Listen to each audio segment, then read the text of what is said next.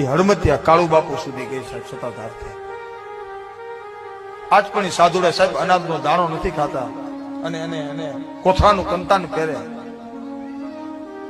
આ કોઈ એમ કે કલિકાલમાં આ યોગી હોય, કલિકાલમાં જોગી હોય, કલિકાલની અંદર સાહેબ આવો મહાપુરુષ હોય.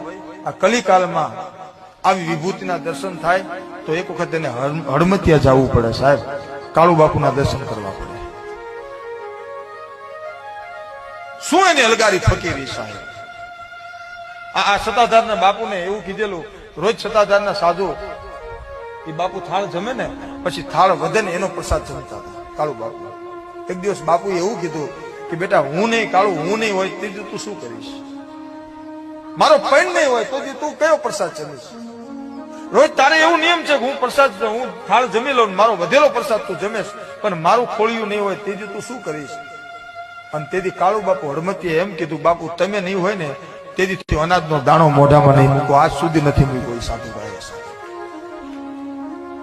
શું ત્યાગ છે, શું પરંપરા એની. આ રામદેવજીની ધારા છે. આ કલિકાલમાં કાળુ બાપુ સુધી પહોંચે છે. સતાધાર ધાવતું ભલે પાળિયાર આખું પીરાણું લઈ લો તમે, આખું પરગણું લઈ લો તમે,